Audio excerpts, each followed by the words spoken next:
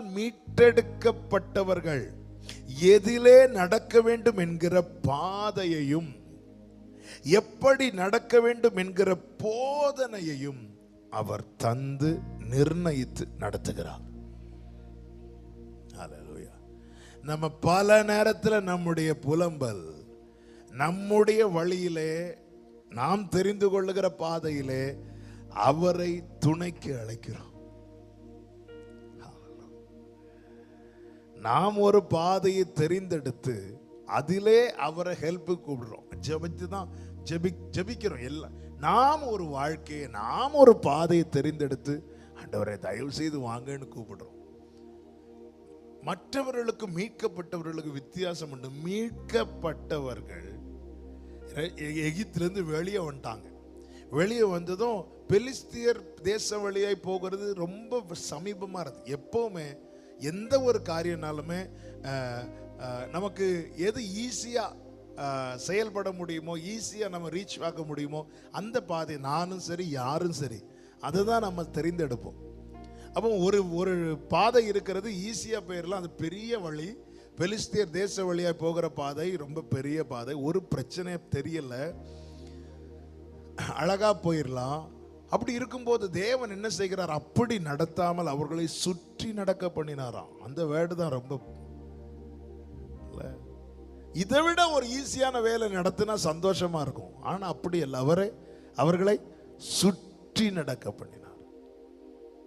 அதாவது இப்படி தொடுவதற்கும் இப்படி தொடுவதற்கும் நிறைய வித்தியாசம் இருக்கிறது. ஏன் சுற்றி நடக்க பண்ணினார்? அவருக்கு தெரியும். பாதை நல்லா இருக்குன்னு சொல்லிட்டு இவன் போவான், பெலிஸ்தியர் பதிவிருப்பார்கள். ஒரு யுத்தம்னு வந்துட்டுனா இந்த கூட்டத்தில் இருக்கிற யாருக்கும் யுத்தம் செய்து பழக்கம் இல்லை. இவங்களுக்கெல்லாம் செங்கல் செய்துதான் பழக்கம். ஆமென். யுத்தம் செய்து பழக்கம் இல்லை. சோர்ந்து போவார்கள். அவர்கள் சோர்ந்து போவார்கள் என்பதின் அடையாளம் என்ன? அடையாளம் ஒன்றுதான். சவுலி நாட்களிலே பெலிஸ்தியர் யுத்தம் பண்ண வந்தாங்க. ஒரே ஒருவன் வந்து முன்னாடி நிற்கிறான், கோலியாத். அத்தனை பேரும் சோர்ந்து போனாங்களா இல்லையா? அன்னைக்கு யுத்தத்துக்கு ஆயத்தமானவர்களே பெலிஸ்தியரில் ஒருவனை கண்டு சோர்ந்து போவார்கள்னா அவ்வளவு பேரும் டவுன் ஆகி பின்னாடி வந்துட்டான்.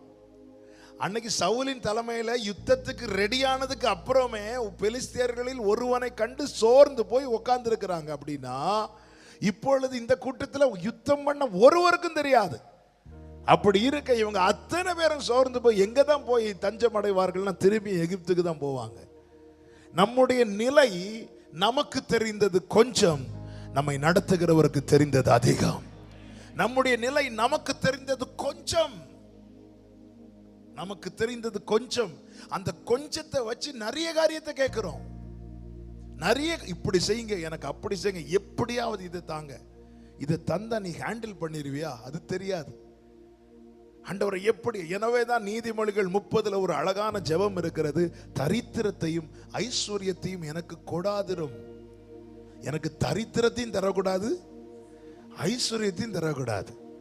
எனக்கு தரித்திரம் தரது, எனக்கு தரித்திரம் உண்டாகிறதுனால நான் போய் திருடி உங்க நாமத்தை நான் தூஷிக்க கூடாது. எனக்கு ஐஸ்வர்யம் மிகுதியாகி நாளைக்கு நீ தேவன் யாருன்னு கேட்கிற நிலைமைக்கு நான் வந்துடக்கூடாது. அதனால எனக்கு வேண்டிய படிய நீங்க எனக்கு அண்ணன்னைக்கு அளந்து தாங்க. ஹல்லேலூயா. என்ன அருமையான ஜெபம் இல்ல? எனக்கு வேண்டிய படியை நீங்க தாங்க. நல்ல கவனிங்க. நம்முடைய திராணி நம்ம சில சொல்லுவாங்க, அது நான் என்ன வந்தாலும் இந்த விஷயத்துல மாற மாட்டேன், இந்த விஷயத்துல இருந்துருவேன். ஒரு நாளும் நம்ம சொல்லவே கூடாது. என்ன ஆண்டவர் உணர்த்தி கற்றுத்தந்த காரியம், நான் என்ன இருந்தாலும் நம்ம விசுவாசத்துல சொல்லுவது வேற, நம்முடைய மாம்சத்தின் மேல நம் விசுவாச அறிக்கை வேற. அது கண்டிப்பா சொல்லணும். ஆனா மாம்ச அறிக்கையை, மாம்சத்தின் மேல நம்பிக்கையை வச்சு எந்த ஸ்டேட்மெண்ட்டும் எந்த வார்த்தையும் தயவு செய்து யாருமே விட்டுறக்கூடாது.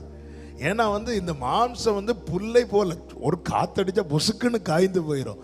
அப்போ நம்ம மாம்சத்தின் மேல நம்பிக்கை வச்சு நம்ம எது சொன்னாலுமே ஒரு காத்தடிக்கும் போது அந்த நம்பிக்கை என்ன ஆயிரும், காய்ந்து போய். தேவ பிள்ளைகள் எல்லாம் சொன்னது தங்கள் மாம்சத்தின் மேல் நம்பிக்கை வைத்தல்ல, நான் விசுவாசித்திருக்கிறவர் இன்னார் என்பதை அறிவேன். அவர் மேலுள்ள விசுவாசத்தை அறிக்கையா செய்தார்கள். எப்பவுமே இந்த விஷயத்துல உறுதியா இருக்க வேண்டும். ஆமென். அப்போ நல்ல கவனிங்க, பாதையை கர்த்தர் நிர்ணயிக்கிறார். 40 வருடம் வனாந்திரம், என்ன ஒரு நிர்ணயம். 40 வருஷம், 40 இயர்ஸ். சில நேரத்தில் ஆண்டவர்கிட்ட கேட்கலாம், என்ன ஆண்டவரை நீங்க வெறும் 40 நாள் இருந்துட்டு எங்களை 40 வருஷமா? இயேசு எத்தனை நாட்கள் வனாந்திரத்தில் இருந்தார்? 40 நாள். என்ன ஆண்டவரே நீங்க வெறும் 40 நாள், எங்களுக்கு 40 வருஷமா? ஆண்டவருடைய பதில் எதுவா இருக்கும் தெரியுமா? நான் இருந்த 40 நாளில் நீங்க யாரும் என் கூட இல்லை, ஆனா நீங்க இருக்கிற 40 வருஷமும் நான் மேக ஸ்தம்பத்திலும் அக்னி ஸ்தம்பத்திலும் உங்களோடு கூட இருக்கிறேன். நல்ல கரங்களை தட்டி, நல்ல கரங்களை தட்டி ஹalleluya, ஆமென், ஹalleluya. அவர் இருந்த 40 நாள்ல சந்தித்த பிரச்சனைகள் எத்தனை! பிசாசு டைரக்டா வந்து போராடுறான். ஆனா நீங்க இருந்த 40 வருஷத்துல உங்கள் செருப்பு தேயல, உங்க வஸ்திரம் பழசாகல, உங்களுக்கு எதுவும் குறைவில்லை. அதிசயமாய் நடத்தினார். என்னை இம்மட்டும் தேவன் அதிசயமாய் நடத்துகிறார் சொல்றவங்க நல்ல கரங்களை தட்டி ஆண்டவருக்கு மகிமை. ஹalleluya, ஆமென். தேவன் யார் யாருக்கு என்னென்ன பாதையை நியமித்திருக்கிறாரோ அந்த பாதையில தான் நடத்துவார். அப்ப எனக்கான பாதையை தேவன் எப்படி நியமித்தார், எப்பொழுது நியமித்தார்? நான் பிறக்கும் முன்னமே நியமித்தார். தேவனுடைய நீதி என்று ஒன்று இருக்கிறது. என்னை ரொம்ப, அதாவது தேவனை குறித்து நம்ம ஆராய ஹalleluya, நம்முடைய விசுவாசம் அதிகமாய் பெருகும். விசுவாசம் பெருக, விசுவாசம் வர்த்திக்கப்பட நீங்க வேற ஒன்றும் செய்ய வேண்டாம். ஆண்டவரை குறித்து மெடிடேட் பண்ணுங்க. அதாவது மோசே கொண்டு சொன்னார், என் கற்பனைகளை கை கொள்ளுகிறவர்களுக்கு நான் 1000 தலைமுறை மட்டும் இரக்கம் செய்வேன். அப்படி என்றால் இன்னைக்கு ஒருவன் கற்பனையை கை கொள்ளுகிறான் என்றால், கர்த்தருடைய வார்த்தைக்கு கீழ்ப்படிந்து நடக்கிறான் என்றால், அவருடைய பார்வை, அவர் யாரை பார்க்கிறார்? 1000வது தலைமுறையை அவர் பார்க்கிறார். நம்ம பார்ப்போமா? நம்ம அடுத்த தலைமுறை, அதுக்கு அடுத்த தலைமுறை பார்த்தாலே ஆண்டவரே இல்ல, 1000வது தலைமுறைய கொஞ்சம் இதை எப்படி நம்ம கிரகிக்க முடியும்? அப்போ அதுக்கு இடையில இருக்கிற அத்தனை பேருக்கும் ரூட் போட்டுட்டாருன்னு தான் அர்த்தம். அத்தனை பேருக்கும் பாதையை நியமிச்சுட்டாருன்னு தான் அர்த்தம். 1000வது தலைமுறையை அவர் பார்க்கிறார். ஆபிரகாம் சொல்லும் போது, சந்ததி இத்தனை வருஷம் நான் எகிப்தில் இருப்பாங்கப்பா, அடுத்து வருவாங்க, அடிமைத்தனத்தில் இருப்பாங்க. இன்னும் ஈசாக்கே பிறக்கல, அடுத்த தலைமுறை ஈசாக்கு, யாக்கோபு, கோத்திர பிதாக்கள், அவங்கள தாண்டி அதுக்கு அடுத்த தலைமுறை, எல்லாத்தையும் ஆண்டவர் பார்த்து அப்படி வரிசையா சொல்றாரு. ஹalleluya, 86வது வயசுல. ஆமென். தேவனுடைய பார்வை என்பது, நல்ல கவனிங்க, எனக்கான பாதை தேவன் இது ஏற்கனவே நியமித்தது, அந்த பாதையில தேவன் நடத்துகிறார். நீ எப்படியாவது வந்து சேரன்ல, நான் உன்னை நிச்சயமாய் கூட்டிக் கொண்டு போவேன். நீ தண்ணீரை கடக்கும் போது நான் உன் கூட இருப்பேன் என்று தான் சொன்னார். அப்படி என்றால் யார் யாருக்கு என்ன பாதையை நியமித்திருக்கிறாரோ அந்த பாதையிலே அவர் நடத்துகிறார். அப்படி நடத்தப்படுகிறவர்களுக்கு என்ன நன்மை வேண்டுமோ அந்த நன்மையை அவர் உருவாக்கி தருவார். இந்த இடத்துல தான் அவர் என்னை நடத்துகிற மெய்ப்பராய் இருக்கிறார். எனக்கு வேண்டியதை உருவாக்கி தருகிற சிருஷ்டிகராய் இருக்கிறார். கைகளை உயர்த்தி ஆமென் சொல்லுங்க பார்க்கலாம். இந்த பிப்ரவரி மாதத்துக்கு உங்களுக்கு என்ன தேவையோ அதை தேவன் உருவாக்கி உங்க கையில தருவார். நம்புறீங்களா? அவர் சிருஷ்டிகர். பாருங்க, நேற்று பொதுவாகவே ஆமென் மீட்டிங்லலாம், எஸ்பெஷலி இந்த லாக்டவுனில் நிறைய ஃபாஸ்டிங் ப்ரேயர்லாம் ஆண்டவர் பண்ண வச்சாங்க. ஒவ்வொரு வார்த்தையை தந்து சொல்லி சொல்லி ஜெபிக்க வச்சாங்க. ஆமென். அது சில மாதங்கள் கழித்து அதை குறித்ததான சாட்சிகளை ஆண்டவர் கேட்க வைப்பார். நேற்று பாருங்க, ஒரு ஃபேமிலி கடந்த டிசம்பர் மாதத்தில், அவங்க 1.5 வருஷமாக சென்னை பக்கத்தில் நினைக்கிற அவங்க வீடு, ஊர் சரியா தெரில, அவங்க 1.5 வருஷமாக நம்ம ஆன்லைனில் நம்ம சர்வீஸ் பார்த்துட்டு இருக்கிறாங்க. 9 வருஷமாக அவங்களுக்கு குழந்தையே இல்லை. போன டிசம்பரில் எப்படியாவது இங்கே வந்து சர்ச்சு அட்டன் பண்ணி பார்த்து ப்ரேயர் பண்ணிட்டு போயிடறேன்னு சொல்லிட்டு அவங்க ரொம்ப, ஏன்னா ஆன்லைனில் பார்த்துட்டு இருக்கிறதுனால அவங்களுக்கு ரொம்ப ஆசை. அப்படி புருஷன் மனைவியுமாக வந்தாங்க. வந்து ஜோம் பண்ணிட்டு போனாங்க. இப்படி சொன்னாங்க, 9 இயர்ஸாக இல்லை, ஆண்டவர் உங்களை சாட்சியாக நிறுத்துவாங்கம்மான்னு சொல்லி ப்ரேயர் பண்ணி அனுப்பினேன். அதுக்கப்புறம் நமக்கு தெரில, அவங்க போயிட்டாங்க. நேற்று ஃபோன் பண்ணாங்க. ஃபோன் பண்ணி அவங்க பேசினாங்க. பேசிட்டு சொன்னாங்க, போன டிசம்பர், போன வருஷம் லாஸ்ட்டு மந்த் வந்து ப்ரேயர் பண்ணிட்டு போனோம். அந்த மாதமே கன்சீவாக கர்த்தர் கிருபை செய்தார். ஆஃப்டர் 9 இயர்ஸ், 9 வருடம் கழித்து இது எப்படி சாத்தியமாச்சு? சாத்தியமாகும், ஏன்னா அவர் உருவாக்குகிறவர். ஆமே, நம்முடைய பலமோ எதுவுமே கிடையாது. அவர் நினைச்சிட்டார்னா, அதான் நீங்க நினைச்சா ஆசீர்வாதம் தான். அவர் உருவாக்குகிறவர். எந்த ஒரு நன்மையும் நம்ம வந்து அவர் சிருஷ்டி, அதான் சொன்னேன், அவர் சிருஷ்டிகர் என்பதை நம்ம பல நேரத்தில் மறக்கிறோம். நேற்று காலையில் ஒருத்தங்க ஆராதனை முடிச்சு சொன்னாங்க, ஒரு குடும்பத்தை, ஒரு ஃபேமிலியை பற்றி சொன்னாங்க. அவங்க ரொம்ப லேட் மேரேஜ், அதனால ரொம்ப பயமாக இருந்துச்சு. ஆனால் இங்கே வந்து ஹோல் ஃபேமிலி இங்கே ப்ரேயர் நடக்கும்போது அவங்க இருந்து எல்லாருமே அந்த சகோதரியுடைய பெயரை சொல்லி சொல்லி ஜெபம் பண்ணி இருக்கிறாங்க.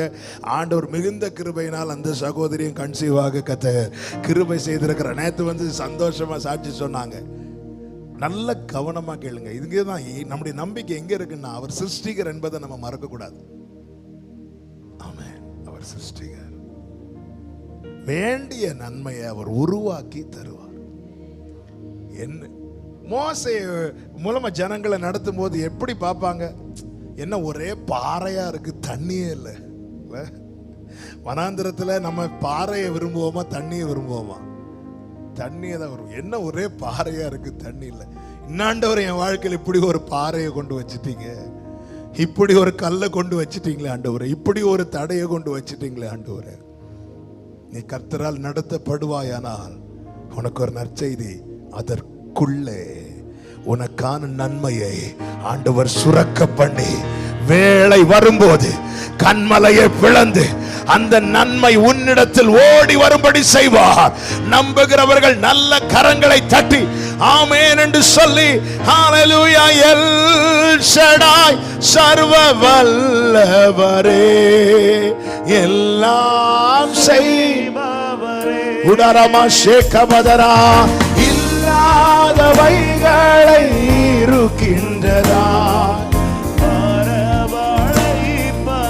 ஆமே, கைகளை உயர்த்தி பாடுங்க. எல் ஷடாய், சர்வ வல்லவரே, இல்லாதவைகளை இருக்கிறதா,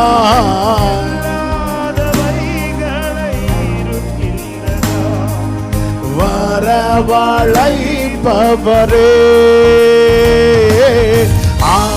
ஆபிரகாமுக்கு செய்தவர் எனக்கும் செய்ய வல்லவர். நம்புறீங்களா? இந்த மாசத்துல நடக்கும், நம்புறீங்களா? வேண்டியதை உருவாக்கி தருவார், நம்புறீங்களா?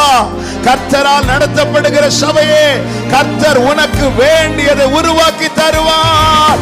யெகோவாயிரே எல்லாம் பார்த்து கொள்வார், தேவையை நிறைவாக்குவார்.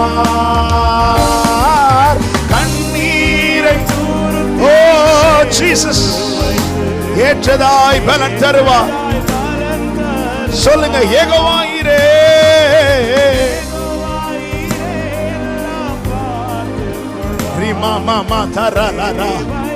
என்ன தேவையோ, என்ன வேண்டியோ அதை உருவாக்கி தருவார்.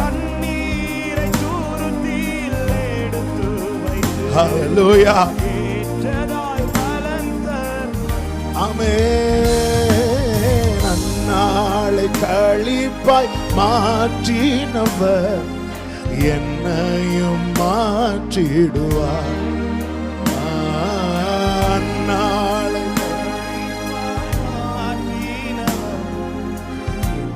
ஆமென்.